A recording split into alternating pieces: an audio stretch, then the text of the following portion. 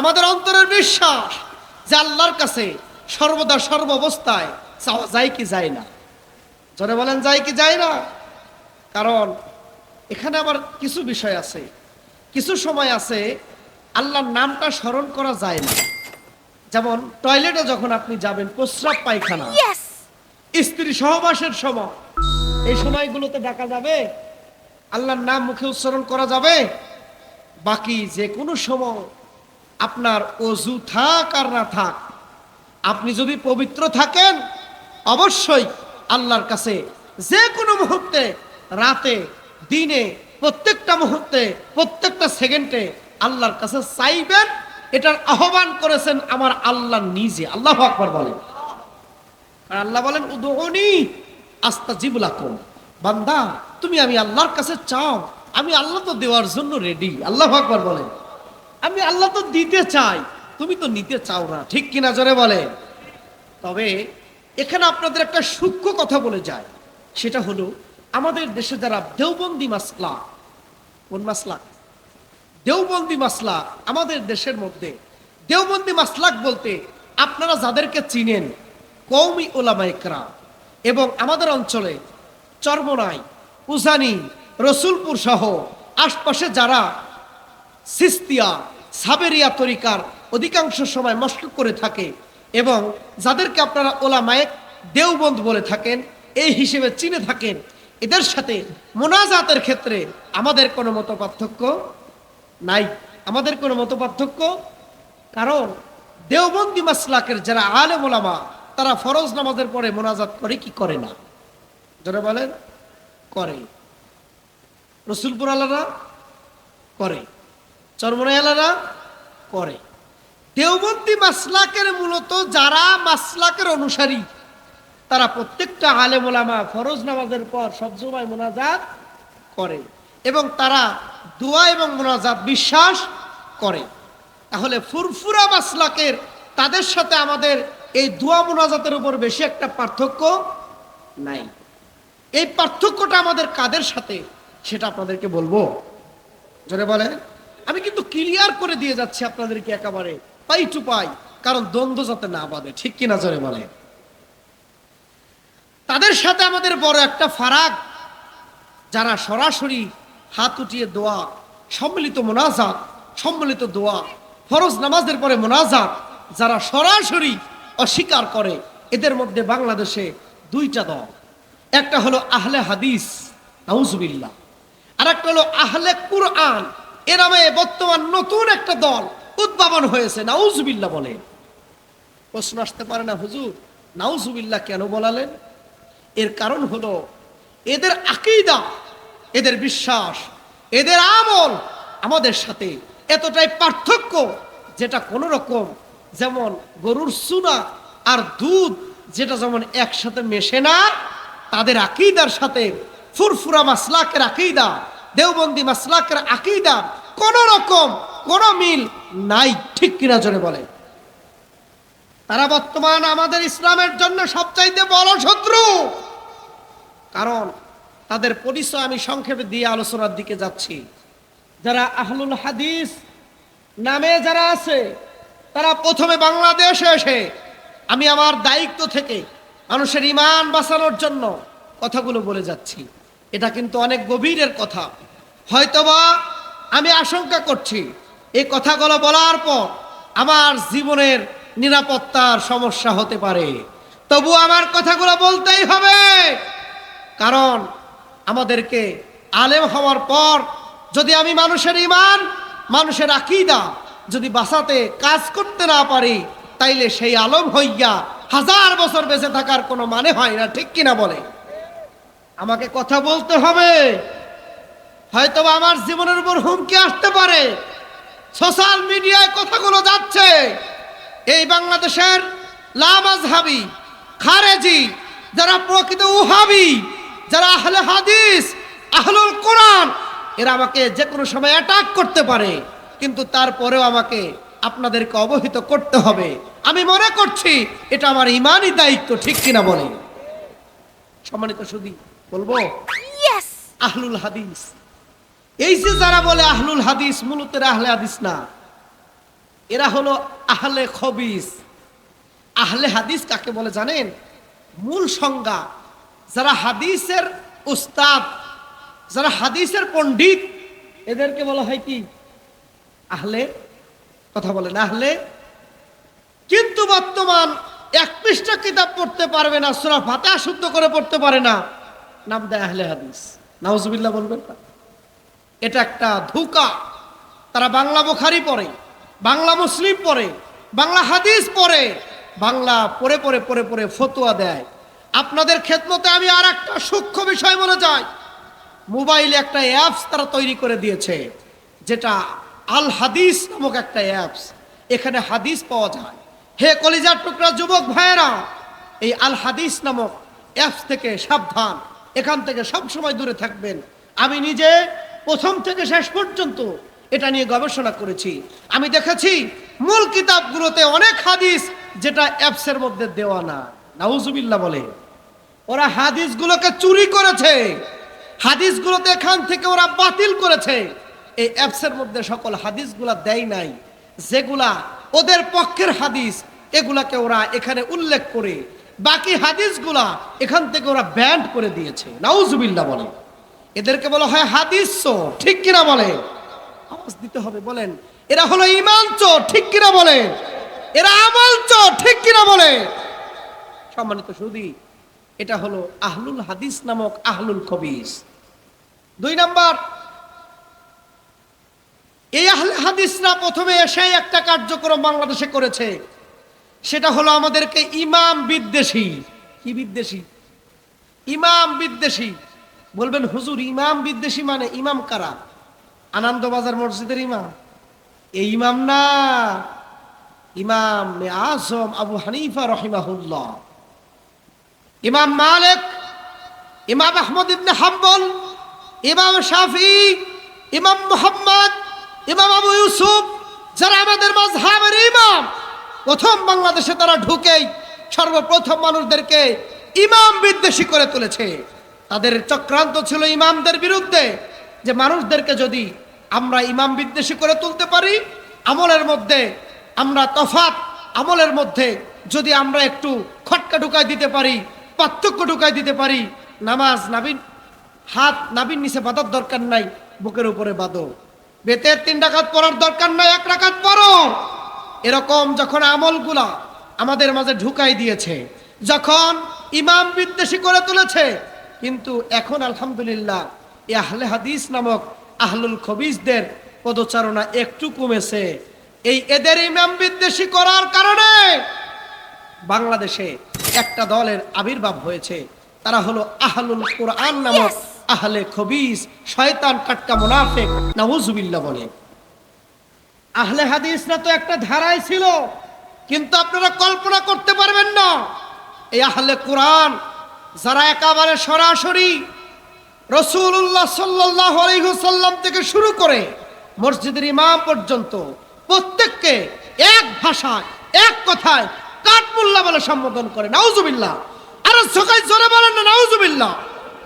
আরে এই কথা বলার পরে তোমার ঈমান কি এমন যে তুমি বসে থাকতে পারো? আমি তো থাকতে পারি না। আমাকে যদি জবাই করে ফেলে আমি বসে থাকতে পারি না, কারণ এদের সম্পর্কে যখন আমি ইসলামী বিশ্ববিদ্যালয়, আমি একা নয়, আমার উপরে আমার ডিপার্টমেন্ট আল হাদিস অ্যান্ড ইসলামিক স্টাডিজ বিভাগের আমাদের 15 জন থেকে 20 জন স্যার আমার সাথে আছে। আলহামদুলিল্লাহ বলে। আলহামদুলিল্লাহ আমাদের কার্যক্রম চলছে। ইসলামী বিশ্ববিদ্যালয় থেকে আলহামদুলিল্লাহ শুরু হয়েছে। এক সময় আমরা মাঠ পর্যায়ে আহলুল কোরআনদের ভ্রান্ত আকীদা মানুষের সামনে তুলে ধরে মানুষের ঈমান এবং আকীদা আমাদেরকে বাঁচাতে হবে। এই মিশন, এই ভিশন নিয়ে মাঠে ময়দানে শুধু আমি একা নয়, আপনারাও কাজ করতে রাজি আছেন? জনগণ রাজি আছেন? সম্মানিত সুধী, এদের আকীদা কেমন? এরা একমাত্র কোরআন ছাড়া হাদিসকেও বিশ্বাস করে না। নাউজুবিল্লাহ বলেন। এরা বিভিন্ন সময় মানুষদেরকে উস্কিয়ে দেয়। কিছু সময় আছে রাসূলুল্লাহর বিরুদ্ধে গালমন্দ করে, কিছু সময় আম্মা জান আয়েশা সিদ্দিকার বিরুদ্ধে মানুষদেরকে দিয়ে কথা বলায়, কিছু সময় আছে ইসলাম নিয়ে বিদ্রূপ মন্তব্য করে, কিছু সময় আছে আমার আল্লাহকে নিয়ে পর্যন্ত গালি দেয়। সম্মানিত সুধী, আপনাদের খেদমতে আমি আরজ করে যাচ্ছি, তাদের চক্রান্ত সুদূর প্রসারী। তারা নিঃসন্দেহে বিনা দলিলে এক কথায় এক বাক্যে ফতুয়া, তারা কাফের কাফের কাফের। এর উপরে এর বিপক্ষে পৃথিবীর কোনো আলেম আজ পর্যন্ত জন্ম নেয় নাই। ইনশাল্লাহ আমার কাছে বসে তাদেরকে কাফেরের বিরুদ্ধে মুমিন বলে সম্বোধন করে চলে যাবে। সুবহানাল্লাহ বলে। আমি ফতোয়া দিচ্ছি, আহলুল কুরআন নামক আহলে শয়তান এরা নিঃসন্দেহে কি, জোরে বলেন সবাই, কাফের। এরা কি? আরো জোরে বলেন, এরা কি? এদেরকে যারা কাফের বলবে না তারাও কাফের, ঠিক কিনা বলে? সম্মানিত শুধু তাহলে এদের আকীদা কি জানেন? এরা বলে কোরআন ছাড়া কোনো কিছু বিশ্বাস করা যাবে না, নাউজুবিল্লাহ। এরা আমার রাসূলুল্লাহর হাদিসকে অস্বীকার করে, এরা ইমামদেরকে অস্বীকার করে। আর এদের এই বাংলাদেশে কিছু কিছু জেলায় পদচারণা শুরু হয়ে গেছে। এদের একটা মিশন এবং ভীষণ, তারা বাংলাদেশের বড় বড় স্কলারদেরকে একটা সময় টাকা দিয়া বিভিন্ন প্রলোভন দেখিয়ে তাদের দুর্বলতার সুযোগ নিয়া তারা তাদের দলে নিয়া ব্রেন ওয়াশ করে একটা নাম যারা ডক্টর মতিউর রহমান, বাংলাদেশে আহলে কোরআনদের একজন শায়েখ, তিনি শায়েখ নামক ভণ্ড, তিনি এক কলম লেখাপড়া করতে জানে না, তিনি আরবি একটা ইবারত পড়তে জানে না সে, অথচ সে বড় বড় স্কলারদেরকে তাদের খপ্পরে ফেলিয়ে এই মুসলমানদেরকে ঈমান ধ্বংস করার জন্য হাদিস বিদ্বেষী করে তুলছে, নাউজুবিল্লাহ বলে।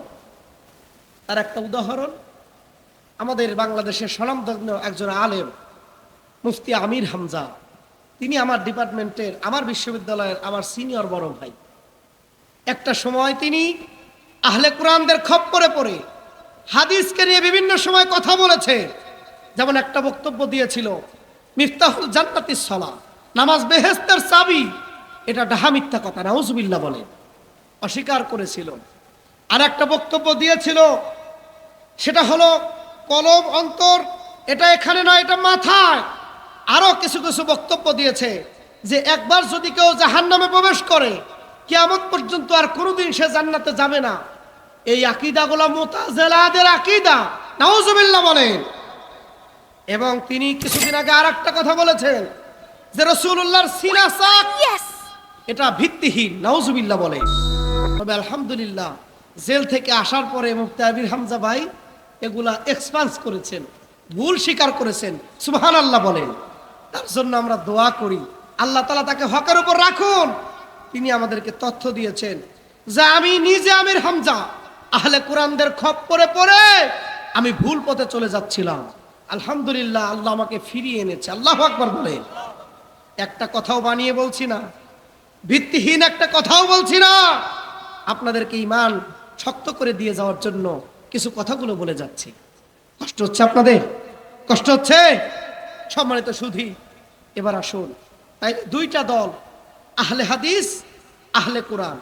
এই আহলে কোরআনরা ইমাম তো দূরের কথা, আমার রাসূলুল্লাহকেও মাঝে মাঝে মিথ্যাবাদী বলে, নাউজুবিল্লাহ বলেন, রাসূলুল্লাহর হাদিসকে অস্বীকার করে। এজন্য এদের থেকে সাবধান থাকবেন তো ইনশাআল্লাহ। কয়টা দল? দুইটা, একটা হলো আহলে কোরআন আর একটা হলো আহলে হাদিস। এই দুইটা দলের কার্যক্রম কিভাবে চিনবেন? দেখবেন তাদের আমলে, তাদের আখলাকে, তাদের সিরাতে, তাদের সুরতে, মসজিদে গেলেই দেখবেন আমাদের আমলের সাথে তাদের আমলে পার্থক্য হলো, ঠিক কিনা বলে? এগুলো দেখে, সিমটম দেখে আপনারা চিনে নেবেন ইনশাআল্লাহ। এদেরকে থেকে দূরে থাকবেন, সাবধান থাকবেন। এরা সব সময় কঠোরপন্থী, কঠোরতা অবলম্বন করে তারা সব সময় মানুষদেরকে এই আমল ওই আমল, মানুষের আমলকে চুরি করে আমল থেকে বিচ্যুত করার জন্য তারা বিভিন্ন সময় পরিক্রম করে তারা আমল বিদ্বেষী করার জন্য বিভিন্ন রকম ফতোয়া দেয়। কয় দোয়া কোরআন হাদিসে নাই, মোনাজাত কোরআন হাদিসে নাই, দরুদ সালাম কোরআন হাদিসে কোথাও নাই। এরকম বিভিন্ন সময় এমন এমন উদ্ভট কথা বলে যেটা আপনারা আজ থেকে 20 বছর আগেও শোনেন নাই, এখন বর্তমান নতুন শুনছেন, ঠিক কিনা জোরে বলে। এজন্য এদের থেকে সাবধান থাকবেন তো। এবার আসুন, যতটুকু অল্প সময় আছে আমি দলিল থেকে, কোরআন সুন্নাহ ইজমা কিয়াস ফিকহের আলোকে আমি দোয়া এবং মোনাজাতের উপরে কিছু দলিল দিয়ে আলোচনা ইতি টানবো ইনশা আল্লাহ। তাহলে আলোচনার টপিকস কি ছিল? দোয়া, মোনাজাত। এই দোয়া এবং মোনাজাত এটার পক্ষে আমি আলহামদুলিল্লাহ লেখালেখি করতেছি, বই লিখতেছি। কোরআন, সুন্নাহ, ইজমা, কিয়াস এবং ফিকহের আলোকে দোয়া মোনাজাত কিছু কিছু জায়গা সুন্নাত এবং কিছু জায়গা মুস্তাহাব এবং সম্পূর্ণ জায়েজ। আল্লাহু আকবার বলেন। এখন এখানে আবার কিছু দলাদলি এরা করে। কিছু লোক বলে দোয়া আমরাও বিশ্বাস করি, কিন্তু দোয়ায় হাত তুলতে নারাজ। আছে না নাই? জোরে বলেন। আবার কিছু বলে দোয়া এমনি একা একা করা যাবে, সম্মিলিতভাবে করা যাবে না। আছে না নাই? আবার কিছু একদল লোক বলে যে আমরা যে কোনো সময় একা একা দোয়া করব, ফরজ নামাজের পরে দোয়া আমরা করব না। এরকম আছে না নাই? তাহলে কয়েকটা বিষয়, যে কয়টা বিষয় বললাম, প্রত্যেকটা বিষয় আমার সামনে যতগুলো কিতাব দেখছেন, প্রত্যেকটা কিতাব থেকে একটা করে দলিল আমি ইনশাআল্লাহ আপনাদের খেদমতে পেশ করবো ইনশাআল্লাহ। প্রথম কথায় আসি, দোয়া মোনাজাত এটা আমরা পাইলাম কোথা থেকে? স্বয়ং আল্লাহ তাআলার পক্ষ থেকে। আল্লাহু আকবার বলে। কারণ আমার আল্লাহ, আপনি খুলে দেখেন সূরা মুমিন এর আরেকটা নাম সূরা গাফির, 40 নম্বর সূরা, 60 নম্বর আয়াত, আয়াতে কারিমার মধ্যে আল্লাহ তাআলা নিজে বলেছেন, অকালা রব্বুকুম উদউনি আস্তাজিব লাকুম। আল্লাহু আকবার বলেন। তোমার রব তোমাকে বলছে তোমরা আমি আল্লাহর কাছে চাও, আমি আল্লাহ তোমাদেরকে দিব। আল্লাহু আকবার বলেন। আল্লাহ এখানে নির্দিষ্ট করে বলেন নাই কোন সময় চাও, কোন সময় চাওয়া যাবে, কোন সময় চাওয়া যাবে না। আল্লাহ এটা কোথাও বলছে? জোরে বলেন। আল্লাহ শুধু বলে দিয়েছে তোমরা আমার কাছে চাও। আরে বান্দা, বেশি পরিমাণে চাও না, ঠিক কিনা বলেন? আমরা কি আল্লাহ ছাড়া কারো কাছে চাচ্ছি? জোরে বলেন।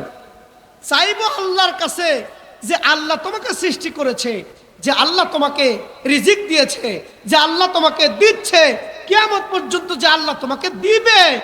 বিনা চাওয়াই তোমার আল্লাহ দেয়, তারপরেও আমার আল্লাহর কাছে চাইতে তোমার এত অসুবিধে কোথায়? ঠিক কিনা বলে? যদি কোনো ব্যক্তি আল্লাহর কাছে চাওয়া থেকে মানুষকে বিরত রাখতে চায়, বুঝবেন ওই ব্যক্তির মধ্যে নেফাকি আছে। আমার কথা নয়, আল্লাহ নিজে কোরআন কারিমে বলেছে, যারা দোয়া থেকে চাওয়া থেকে মুখ ফিরিয়ে নিবে তাদের জায়গা আল্লাহ লাঞ্ছিত করে জাহান্নামে প্রবেশ করাবে। নাউজুবিল্লাহ জোরে বলে। তাইলে আল্লাহর কাছে চাওয়া থেকে মানুষদেরকে বিরত রাখা যাবে, চাওয়া থেকে বিরত থাকা যাবে। এখন আসে এই যে চাওয়ার কিছু ধরন, আমি কিন্তু সিঁড়ি বেয়ে বেয়ে আপনাদেরকে বোঝাচ্ছি। চাওয়ার কিছু ধরন আছে না না? জোরে বলেন। চাওয়ার কিছু ধরন আছে। যেমন তারা আমাদেরকে যুক্তি দেয়, যুক্তিবিদ্যা পড়ে এরা পণ্ডিত হয়েছে। বলে তুমি যদি দোয়ার সময়, মোনাজাতের সময় সম্মিলিত করতে চাও, কিংবা তুমি যদি হাত তুলে করতে চাও, তাইলে খাওয়ার সময়, খাওয়ার আগে যে দোয়া পড়ো, টয়লেটে যাওয়ার আগে যে দোয়া পড়ো, স্ত্রী সহবাসের সময় যে দোয়া পড়ো, এই সময় হাত উঠাও না কেন? নাউজুবিল্লাহ বলবেন না? যারা এই যে আমাদেরকে ধোঁকা দেওয়ার জন্য তারা যুক্তি দেয়, তাদের ক্ষেত্রে আপনাদেরকে একটু শিক্ষিত বানাই দিয়ে যাই। আপনারা বলবেন, ভাই তুমি যে বললা হাত উঠাই না কেন, এই সময় যে হাত উঠাতে হবে আর হাত উঠানো কোথায় যাবে না, এ ব্যাপারে একটা দলিল তুমি দাও তো আমারে। যাবেন তো ইনশাআল্লাহ? জোরে বলেন। ওদের কোনো দলিল লাগে না। ওরা কথায় কথায় মিলাদ কিয়ামকে নাজায়েজ বলে। ওরা আমার রাসূলুল্লাহ সম্মান সহ্য করতে পারে না। ওরা নামাজের পর মুনাজাতকে সহ্য করতে পারে না। আল্লাহর কাছে চাওয়াকে পছন্দ করতে পারে না। ওরা বলে শবে বরাত নাই, শবে কদর নাই, মাযহাব নাই, প্রত্যেকটা কথাই শুধু নাই আর নাই। ঠিক কিনা বলেন? আর এদের তো দলিল লাগে না, একদম চাপার জোরে বলে এটা নাই, ওটা নাই, ওটা নাই। এদের কোনো দলিল নাই। আমি বলি, ভাই কোথায় নাই? আসুন আমাদের কাছে একটু। মিলাদ কিয়ামের উপরে আলহামদুলিল্লাহ আমার 50টা কিতাবের নাম শুধু আমার নিজের লেখা আছে। এই যে একটা ব্যাগ বড় কিতাব দেখছেন, এটা শুধু মিলাদ কিয়ামের উপরে, প্রত্যেকটা বিষয়ভিত্তিক গবেষণামূলক কিতাব। আল্লাহু আকবার বলেন। এটা তো বেরই করি না। আল্লাহু আকবার জোরে বলবেন না? যে কয়টা কিতাব এনেছি আজ থেকে 1200 বছর আগের লেখা। আজ থেকে 902 বছর আগের লেখা। কখনো আপত্তি করা যাবে? জোরে বলেন যাবে? যে কথায় ছিলাম, এই যে দোয়া মুনাজাত, কিছু কিছু সময় আছে এটা করতে হাত তোলা লাগে না, হাত তোলা লাগে। আরে মিয়া সাহেব, এটা তুমি নতুন ফিতনা কেন করতেছো? আজ থেকে যুগ যুগ আগ থেকে, আজ থেকে যুগের পর শত বছর আগ থেকে, যুগ যুগ আগ থেকে সলফে সালেহিনগণ এরা তো আমাদেরকে নির্দিষ্ট করে আমাদেরকে সমাধান করে দিয়ে গেছে।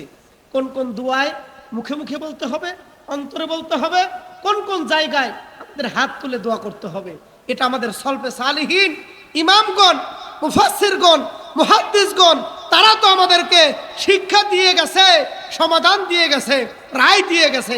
নতুন করে ফিতনা করার সুযোগ।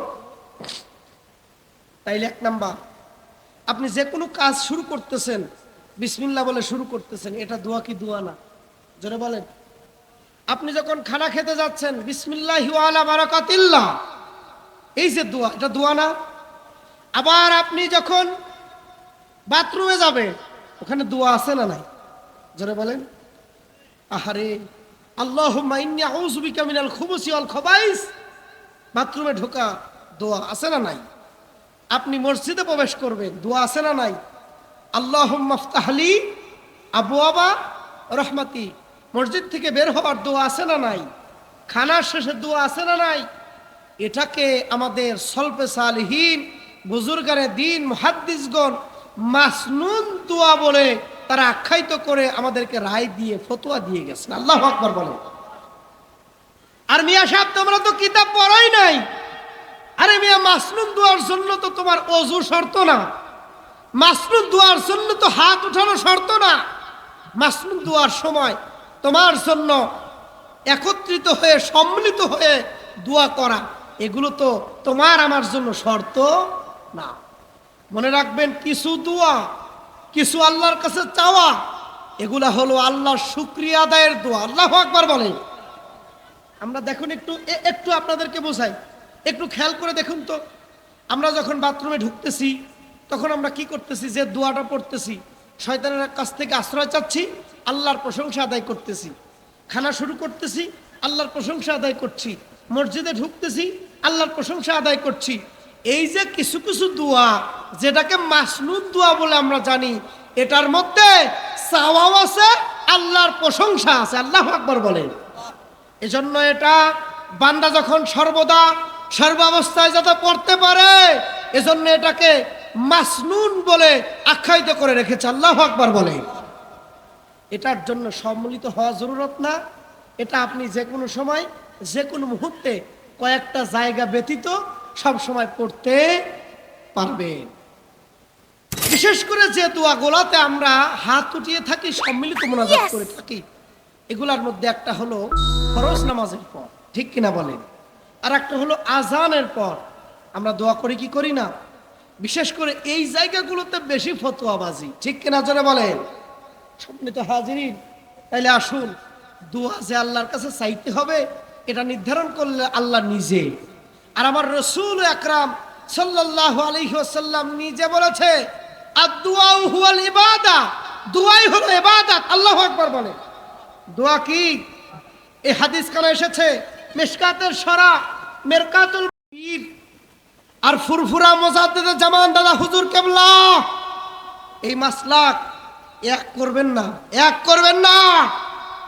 কারণ আমি গুনাহগার বেঁচে আছি তোমাদের সাথে লড়াই করার জন্য। আমার মুজাদ্দিদে জামান আজকে আমি ঘোষণা দিয়ে যাচ্ছি, আই ক্যান চ্যালেঞ্জ হিম, সব সময় প্রস্তুত আমি। আমার মুজাদ্দিদে জামান ফুরফুরার আলা হযরত দাদা হুজুর কেবলা রহমাতুল্লাহ আলাই, ডোবরার হুজুর কেবলা, দারিয়াপুরের হুজুর কেবলা, বসিরহাটের হুজুর কেবলা, আমার ফুরফুরা মাসলাকের যত দরবার, ফুরফুরা মাসলাকের যত আমাদের আকীদা, আমাদের যে বিশ্বাস, আমাদের ফুরফুরা মাসলাকের আমল, আখলাক, চলাফেরা, আকীদা, কোন জায়গা যদি তোমরা কোন রকম কোরআন সুন্নাহ ইজমা কিয়াস ফিকহের আলোকে ভুল প্রমাণ করতে পারো, আমি কথা দিচ্ছি সারা জীবন আমি তোমাদের গোলামি করে যাব। সুবহানাল্লাহ বলবেন না? একটা কথা মনে রাখবেন, ভণ্ডদের সাথে কখনো ফুরফুরা মাসলাককে মিলাবেন না। আরে আমার মুজাদ্দিদে জামানের ওসিয়তনামাটা পড়ে দেখো না। আমার ফুরফুরা মুজাদ্দিদে জামান দাদা হুজুর কেবলার যতগুলো ওসিয়ত তিনি করে গিয়েছেন, তার ওসিয়তনামাটা যদি একবার পড়ে দেখো তোমাদের চক্ষু খুলে যাবে। আল্লাহু আকবার বলেন। উনি কখনো যত বিষয় তিনি সিদ্ধান্ত দিয়ে গেছেন কখনো কঠোরতা অবলম্বন করেন না। সম্মানিত সুধী, একটা কথা কান খুলে শুনে রাখবেন, এবং আপনারা যারা ফুরফুরা মাসলাক দারিয়াপুর ডোবরার ভক্তবৃন্দ আছেন, সব সময় সর্বদা সর্ব অবস্থায় আপনারা সবার সাথে চ্যালেঞ্জ করবেন। রাজি আছেন তো? ভাই, যদি আমার ফুরফুরা মাসলাকের একটা আমলকে তুমি যদি কুফরের সাথে শিরকের সাথে মিলাই দিয়ে যেতে পারো, আমি তোমার কাছে মুরিদ হব, আমি তোমার কাছে তওবা করব। বলতে পারবেন তো ইনশাআল্লাহ? কে কে পারবেন? দুটো হাত উঁচু করে আল্লাহকে দেখান। নারায়ে তাকবীর। আল্লাহ কবুল করে বলেন আমিন। কি বলবেন? ফুরফুরা মাসলাকের দারিয়াপুর ডোবরার আমাদের আমল যেগুলো আমরা করি, তোমরা যদি এটা শিরক কিংবা কুফর প্রমাণ করতে পারো, তাহলে আমরা তওবা করে তোমাদের কাছে মুরিদ হব। বলতে পারবেন? যদি এরপরে তারা বসতে চায়, আমরা রাজি আছি, প্রস্তুত ইনশাআল্লাহ। এবার আসেন, তাইলে অন্যান্য ভণ্ড দাবিদার যারা, তাদের সাথে ফুরফুরার তুলনা করা চলবে? জোরে বলেন। তাইলে ফুরফুরা মাসলাকের আমরা যারা আছি, আল্লাহ ছাড়া অন্য কারো কাছে চাই? জোরে বলেন চাই? এই দারিয়াপুর ডোবরা ফুরফুরা কখনো মাজারে সেজদা পাইছেন? কথা বলেন। মাজারে কোনো দান বাক্স আছে? মাজারে মানত আছে? কথা বলেন। মানত আছে? পীরের পায়ে সেজদা আছে? পীরের কাছে গিয়ে বলি যে হুজুর আমাকে একটা সন্তান দেন, আছে? কথা বলেন। আছে? এজন্য খুব সাবধান, সাবধান হয়ে কথা বলবেন। ফুরফুরা মাসলাকের এখনো আলেম ওলামা পীর মাশায়েখ দুনিয়ায় কিছু আছে, আছে কিনা জোরে বলেন। আমার অনেক জায়গা থেকে অনেকেই বলে, ডোবরার দাদা হুজুর কেবলা ইন্তেকালের পরে মরহুম হুজুর কেবলা আমাদের এলাকায় কিছু মানুষের উৎপাত একটু বাড়ছিল। তো আলহামদুলিল্লাহ, আমি যেখানে মাহফিলে যাই আমার গাড়িতে সবসময় কিতাব 40-50টার উপরে থাকে। কথা বুঝছেন? তো এজন্য যেখানেই যাই সবাই একটা সাহস পায়, বলে আমাদের একটা বল আছে। আল্লাহু আকবার বলে। গতকালকেও ঢাকায় গিয়ে 40,000 টাকার উপরে কিতাব আনছি। আর এগুলো কিতাবগুলো এত দামি, এই যে ছোট্ট ছোট্ট কিতাব, এক একখান কিতাবের দাম বহু, অনেক দামি কিতাব। এই যে কিতাবগুলো দেখছেন, মিশর দারুল হাদিস আল কাহিরা, পাকিস্তানের ছাপা, মিশরীয় ছাপা, এরপরে ভারতীয় ছাপা, বাংলাদেশের কিতাব একটাও নাই। আলহামদুলিল্লাহ জোরে বলে। তাহলে এবার আসেন, দোয়া মুনাজাত আমার রাসূলুল্লাহ নিজে করেছেন। আল্লাহু আকবার বলেন। কিভাবে দোয়া মুনাজাত আমার রাসূলুল্লাহ করেছেন? একখানা কিতাব আপনাদেরকে দেখাই যায়, যেটা সহিহুল বুখারী। আল্লাহু আকবার বলেন। কিতাবটার নাম কি? সহিহ বুখারী, বুখারী শরীফ। ইমাম বুখারী রাহিমাহুল্লাহ তিনি অনেকগুলো হাদিস দোয়া মুনাজাতের উপরে উনি উল্লেখ করেছেন। তার মধ্যে এখানে একটা হাদিস উল্লেখ করেছেন। সেই হাদিসখান হলো বুখারী শরীফের আন্তর্জাতিক নাম্বার 2333 নম্বর হাদিস। এখানে ভালো কাজের ওসিলা দিয়ে আল্লাহর কাছে দোয়া করা আমার রসুল শিক্ষা দিয়ে গেছেন। আপনারা ওসিলা দিয়ে দোয়া করবেন তো? জোরে বলেন, ওসিলা দিয়ে দোয়া করবেন তো? আল্লাহ আমার নেক কাজের ওসিলা, আল্লাহ আপনার ওলিদের ওসিলা আমার দোয়াটাকে আল্লাহ কবুল করেন। রাজি আছেন ইনশাআল্লাহ? আমি বিস্তারিত বলতে পারছি না, বিষয়ের ম্যাথ প্রায় শেষের দিকে, শুধু কিতাবগুলো একটু দেখাই যায়। আল্লাহ যদি তৌফিক দেয় পরবর্তীতে বিস্তারিত আলোচনা করব। আর একটা হাদিস, যেটা ফরজ নামাজ বাদ আমাদের একটা দোয়া, প্রত্যেক নামাজের সালাম ফেরানোর পর আমার রসুল দোয়ার আমল করতেন। আল্লাহু আকবার বলে। যেটা আন্তর্জাতিক নাম্বার 6330 নম্বর হাদিস। এই হাদিসখানা উল্লেখ করেছেন একটা অধ্যায়, বাবুদ দুআই বাদা সালাত, ফরজ নামাজের পরের দোয়া। আল্লাহু আকবার বলে। এরা বলে ফরজ নামাজের পরে কোনো দোয়া নাই। আরে কানার দল বুখারী শরীফ খুলে দেখো না, একটা অধ্যায় কায়েম করেছেন ফরজ নামাজের পর দোয়া। আল্লাহু আকবার জোরে বলে। এখানে উল্লেখ করেছেন আবি সুফিয়ান আন্না রাসূলুল্লাহ সাল্লাল্লাহু আলাইহি ওয়াসাল্লাম কানা ইয়াকুল ফি দুবুরি কুল্লু সালাতি ইযা সাল্লাম লা ইলাহা ইল্লাল্লাহ ওয়াহদাহু লা শারীকা লাহু লাহুল মুলক ওয়া লাহুল হামদ ইলা আখিরিল হাদিস। আল্লাহু আকবার বলেন। তিনি বলেন, হযরতে আবি সুফিয়ান রাদিয়াল্লাহু তাআলা আনহু থেকে বর্ণিত, তিনি বলেন আমার নবী সর্বদা সর্ব অবস্থায় ফরজ নামাজের পর এই দোয়া প্রত্যেক নামাজের পর পড়তেন। আল্লাহু আকবার যারা বলেন। এবার বলতে পারে রাসূলুল্লাহ তো দোয়া করতেন, এটা মেনে নিলাম, কিন্তু রাসূলুল্লাহ দোয়ার মধ্যে হাত উঠাতেন না। নাউজুবিল্লাহ বলেন। আমার নবী দোয়া করতেন। এ ব্যাপারে আর একটা কিতাব আপনাদেরকে আমি গুনাহগার দেখাই দিয়ে যাচ্ছি। সেটা হলো আজ থেকে অনেক বছর আগের লেখা তাফসিরের কিতাব তাফসিরে জালালাইন। এটার নাম কি? তাফসির জালালাইন। এই তাফসিরে জালালাইন মূল কিতাব। এটার মধ্যে স্পষ্টভাবে আল্লাহর হাবিব মুহাম্মদ সাল্লাল্লাহু আলাইহি ওয়াসাল্লামের উপরে আল্লাহ তাআলা নির্দেশ করেছেন ফাইজা ফারাগতা ফানসব। এটার 502 পৃষ্ঠার মধ্যে এই আয়াতে কারিমা আলাম নাশরাহ লাকা সদরাক, এই আয়াতে কারিমা এই আয়াতে কারিমার লাস্টের দিকে এই সূরা আলাম নাশরাহ এই আয়াতে কারিমার মধ্যে বলেছেন ফাইদা ফারাগতু ফানসব মিনাস সালাতি ফাইজা ফারাগতা মিনাস সালাতি ফানসব। আল্লাহু আকবার জবান। আব্বাউদ দুআ ইলা রাব্বিকা ফারগাব। আমার আল্লাহ তার প্রিয় হাবিব মুহাম্মদ সাল্লাল্লাহু আলাইহি ওয়াসাল্লামকে উদ্দেশ্য করে বলেছেন, ইয়া মুহাম্মদ, আপনি যখনই ফরজ নামাজ হতে অবসর গ্রহণ করবেন আল্লাহর কাছে দোয়ায় মনোনিবেশ করবেন। আরো জোরে বলুন আল্লাহু আকবার। তাহলে ফরজ নামাজের পরের দোয়া আছে না নাই? ফরজ নামাজের পর দোয়া করা সুন্নতে রাসূল। আল্লাহু আকবার বলেন। হাত তুলে দোয়া করা এটা আমার রাসূলুল্লাহর সুন্নাত। আল্লাহু আকবার বলেন। শুধু তাফসিরে জালালাইন নয়, তাফসিরে ইবনে আব্বাস, তাফসিরে হুসাইনি, তাফসিরে মারিফুল কোরআন, তাফসিরে আনোয়ারুল কোরআন, তাফসিরে রাজি, তাফসিরে বাগাবী, এরকম প্রায় আমি নিজে 15টার উপরে তাফসির পড়েছি। প্রত্যেকটা তাফসিরের ভাষা একই।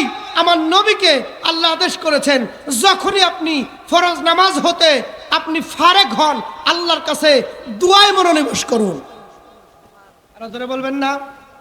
সংক্ষেপে বলে দিয়ে যাচ্ছি, এই যে বুখারী শরীফ, এই বুখারী শরীফের মধ্যে আর একটা হাদিস উল্লেখ করা হয়েছে, যে হাদিসটার মধ্যে আমার রাসূল যেটা দোয়া করতেন এবং দোয়ার মধ্যে আল্লাহর কাছে হাত তুলতেন। আল্লাহু আকবার জোরে বলেন। এটা হলো বুখারী শরীফের মধ্যে একটা অধ্যায় কায়েম করেছেন, বাবু রফা আদাইহি ফিদ দুআ, দোয়ার মধ্যে হাত উত্তোলন করা। আল্লাহু আকবার জোরে বলেন। এখানে একটা হাদিস উল্লেখ করেছেন, হাদিস নাম্বার আন্তর্জাতিক 6341 নম্বর হাদিস। হাদিসের মধ্যে আমার রাসূল আকরাম সাল্লাল্লাহু আলাইহি ওয়াসাল্লাম চমৎকারভাবে এখানে উল্লেখ করেছেন। তিনি বলেছেন, কি বলেন দেখুন, ক্বালা আবু আব্দুল্লাহ ওয়াকালা আউসিকু হাদাসানি মুহাম্মদ ইবনে জাফর আন ইয়াহইয়া ইবনে সাঈদি ওয়া শারীকিন সামিআ আন সাহ আন-নাবিয়্যু আনাসান আন-নাবিয়্যু সাল্লাল্লাহু আলাইহি ওয়াসাল্লাম রাফা ইয়াদাইহি হাত্তা রাআইতা বায়াদা ইবতাইহি। আল্লাহু আকবার জোরে বলেন।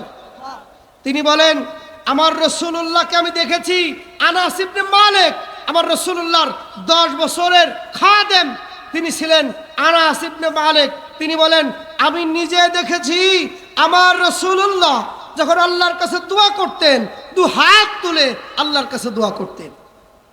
আরো জোরে বলেন সুবহানাল্লাহ। আর একটা কিতাব এই একই হাদিসগুলা ইমাম মুসলিম রাহমাতুল্লাহ আলাইহি সহিহ মুসলিম, এই হাদিসখানা মিশরীয় ছাপা। আল্লাহু আকবার জোরে বলেন। এই সহিহ মুসলিমের মধ্যে কয়েকটা হাদিস উল্লেখ করেছেন, তার মধ্যে একখানা হাদিস প্রত্যেক নামাজের পর আমার রাসূল দোয়া করতেন, সেটা মুসলিম শরীফের 593 নম্বর হাদিস। আল্লাহু আকবার জোরে বলেন। আমি সংক্ষেপে বলে দিয়ে যাচ্ছি। এরপর আর একটা হাদিস ইমাম মুসলিম রহমতুল্লাহ আলাইহি উল্লেখ করেছেন একটা অধ্যায় কায়েম করে। সে অধ্যায় হলো দেখুন, বাবু রফা আদাইহি বিদুআই ফিল ইস্তিসকা। আল্লাহু আকবার বলে। এখানে আবার হাত উত্তোলন করে দুয়ার মাঝে ইস্তিসকা অ্যাড করেছেন। আল্লাহু আকবার বলেন। আমার রাসূল যখন এই দোয়া করতেন দুই হাত তুলে আল্লাহর কাছে দোয়া করতেন। আল্লাহু আকবার জোরে বলেন। যখন কি করতেন? দোয়া করতেন আল্লাহর কাছে হাত তুলে দোয়া করতেন। এখানে আনাসিন কল রাআইতু রাসূলুল্লাহি সাল্লাল্লাহু আলাইহি ওয়াসাল্লাম ইরফাউ ইয়াদাইহি ফি দুআই হাত্তা ইরা বাইদু ইবতাইহি। আল্লাহু আকবার জোরে বলেন। এই হাদিসের মধ্যেও স্পষ্ট করে ইমাম মুসলিম রাহিমাহুল্লাহ উল্লেখ করেছেন, আমার নবী যখনই দোয়া করতেন, আনাস ইবনে মালিক বলেন আমার রাসূল হাত তুলে আল্লাহর কাছে দোয়া করতেন। সুবহানাল্লাহ জোরে বলবেন না? আর একটা হাদিস আপনাদেরকে আমি শোনাচ্ছি। মুসলিম শরীফের মধ্যে একখানা হাদিস আর একটা হাদিস এনেছেন, সেটা হলো যেটা আমি বুখারীতে বলেছি, মুসলিমের 2743 নম্বর হাদিস। এই হাদিসের মধ্যে উল্লেখ করেছেন হাদিস কানা প্রত্যেকটা ভালো কাজের ওসিলা দিয়া আল্লাহর কাছে দোয়া করা এটা জায়েজ সাহাবীদের আমল। আল্লাহু আকবার জোরে বলেন। সম্মানিত সুধী, এরপর আর একটা কিতাব আপনাদেরকে দেখাচ্ছি, যেটা সুনান তিরমিজি। এই হাদিসখানা এটা হলো মিশরীয় ছাপা। আল্লাহু আকবার বলেন। এরই আর একটা নুসখা, সেটা হলো এই দেখুন, আজ থেকে প্রায় 1200 বছর আগের লেখা। এটা হলো ইন্ডিয়ান ছাপা। এটার মধ্যেও ইমাম তিরমিজি রহিমাহুল বারি তিনি রাসূলুল্লাহর দুয়ার ব্যাপারে অধ্যায় কায়েম করেছেন। আল্লাহু আকবার বলেন। সুনান তিরমিজির মধ্যে হাদিস উল্লেখ করেছেন অনেকগুলো হাদিস। একটা বাব কায়েম করেছেন, বাবু মা জাআ ফি রাফা ইয়াদাইহি ইনদা দুআ। আল্লাহু আকবার জোরে বলেন। এখানে একখানা হাদিস, যে হাদিসখানা আন ওমর ইবনুল খাত্তাব ক্বালা কানা রাসূলুল্লাহি সাল্লাল্লাহু আলাইহি ওয়াসাল্লাম ইযা রাফা ইয়াদাইহি ফি দুআই লাম ইয়াহুত্তাহুমা হাত্তা ইয়ামসাহা বিহিমা ওয়াজহাহু। আল্লাহু আকবার জোরে বলেন।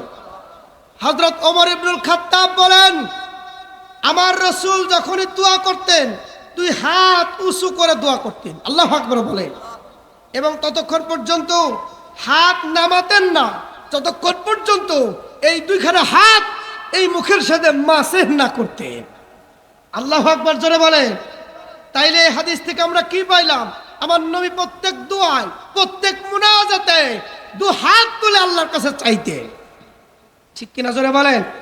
এবং ততক্ষণ পর্যন্ত নামাতেন না, ইউবাসসাহা, যতক্ষণ পর্যন্ত মুখে মাসেহ না করতেন। আল্লাহু আকবার বলেন। তাহলে এটা হাদিস অনুযায়ী আমাদের আমল আছে না নাই? তিরমিজি শরীফের আর একটা হাদিস, যেটি 3499 নম্বর হাদিস। এ ব্যাপারে এখানে একটা হাদিস উল্লেখ করেছেন ইমাম তিরমিজি, কোন সময়ের দোয়া আল্লাহ তাআলা কবুল করেন। আল্লাহু আকবার জোরে বলেন। এখানে একটা হাদিস এনেছেন, আর আবি উমামাতা ক্বালা কিলা ইয়া রাসূলুল্লাহ সাল্লাল্লাহু আলাইহি ওয়াসাল্লাম আইয়ুদ দুআই আসমাউ ক্বালা জাওফুল লাইলিল আখির আদবুরুস সালাওয়াতুল মাকতুবা। আল্লাহু আকবার জোরে বলেন। আমার নবীজির কাছে প্রশ্ন করা হলো, রাসূলুল্লাহর কাছে আবি উমামা থেকে বর্ণিত, ইয়া রাসূলুল্লাহ কোন সময়ের দোয়া আল্লাহ কবুল করে? আল্লাহু আকবার বলেন। আমার রাসূল বললেন, দুই সময়ের দোয়া আমার আল্লাহ অধিক পরিমাণে কবুল করে। একটা হলো জুইফুল লাইলিল আখির, শেষ রাতের তাহাজ্জুদের ওয়াক্তের দোয়া। আর একটা হলো আদবুরুস সালাওয়াতিল মাকতুবা, ফরজ নামাজের পরের দোয়া। আল্লাহ ফিরিয়ে দেয় না, আর আল্লাহ কবুল করে। এজন্যই তো ফরজ নামাজের পর আমরা দোয়া করি। ঠিক কিনা বলেন? আরো যারা বলেন ঠিক কিনা? আর একখানা হাদিস আপনাদের খেদমতে আমি দেখাই দিয়ে যাচ্ছি সম্মানিত হাজিরিন। এরকম অনেক, এটা গেল সুনান তিরমিজি। এরপরে আর একখানা হাদিস আমি আপনাদেরকে দেখাচ্ছি, গুনে রাখবেন হাদিস কয়টা গেল। এটা আর একটা কিতাব, সিয়াসিত্তার কিতাব। এটা বলে বুখারী, মুসলিম, তিরমিজি, নাসাই ছাড়া কোনো হাদিসের কিতাব মানবো না। আরে ভাই বলে বসো, তোমাদের বুখারী মুসলিম থেকেই দলিল দিব। আল্লাহু আকবার বলে। তোমরা যে কিতাব থেকে দলিল চাবে সেখান থেকেই দলিল দেবো ইনশাআল্লাহ। এই কিতাবটা হলো সুনান ইবনে মাজাহ। এই কিতাবের মধ্যে একখানা হাদিস উল্লেখ করেছেন। এই কিতাবের মধ্যে দুইখানা হাদিস আপনাদের খেদমতে আমি উপস্থিত করছি। একটা অধ্যায় বাবু রফা ইয়াদাইহি ফিদ দুআ। আল্লাহু আকবার জোরে বলে। দুই হাত তুলে আল্লাহর কাছে দোয়া করা। নাসাই শরীফের 3865 নম্বর হাদিস।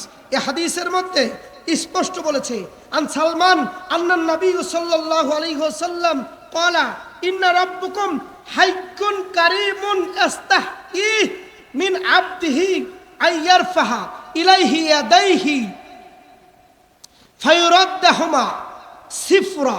আল্লাহু আকবার, জোরে বলে। স্পষ্ট ইমাম নাসাই হাদিস উল্লেখ করেছেন, যেটা হাদিসের মধ্যে বলেছেন হাজা হাদিসুস সহিহ, সহিহ সনদের হাদিস। আল্লাহু আকবার বলেন।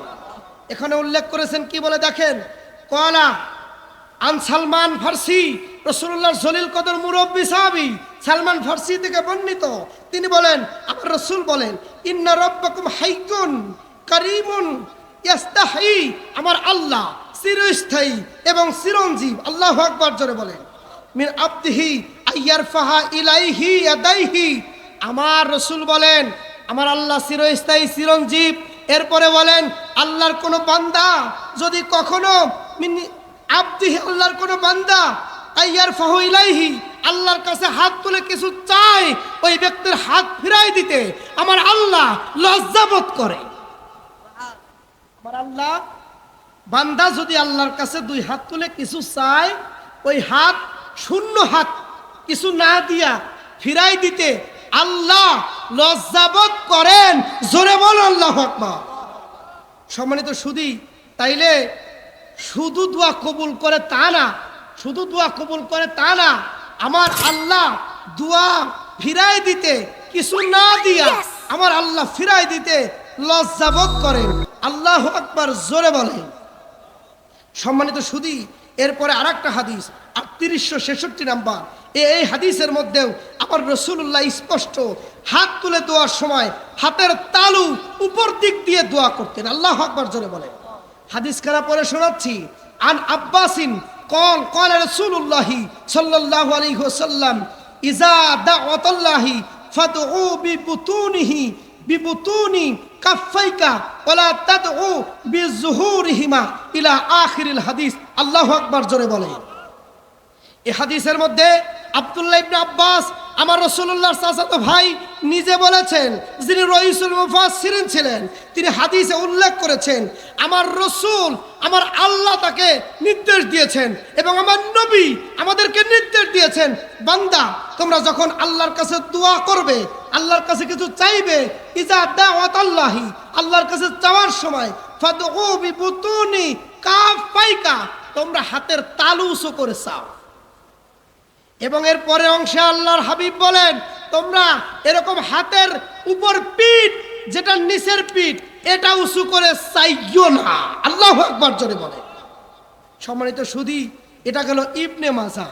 আর একটা হাদিসের কিতাব যেটা সুনান আবি দাউদ, সবগুলা সিয়াসিত্তা। আল্লাহু আকবার বলবেন না। আর একটা হাদিস যিনি আবু দাউদ শরীফের মধ্যে এখানেও একটা বাব কায়েম করেছেন, 23 নম্বর বাব, বাবুদ দুআ। আল্লাহু আকবার, জোরে বলেন। এখানেও একখানা হাদিস, দুইখানা হাদিস উল্লেখ করেছেন।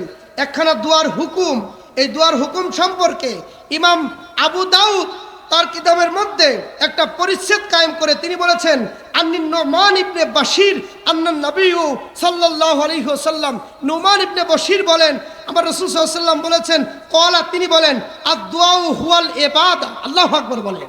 দোয়া হলো ইবাদতের মূল। ওয়া ক্বালা রাব্বুকুম উদউনি আস্তাজিব লাকুম, এটা আমার আল্লাহর আয়াতে কারিমা তিনি উল্লেখ করেছেন। আল্লাহু আকবার, জোরে বলেন। এরপরে আরেকখানা হাদিস 1488 নম্বর হাদিস এখানে উল্লেখ করেছেন রহিম তোমার SRE মিডিয়া, ইসলামের পথে।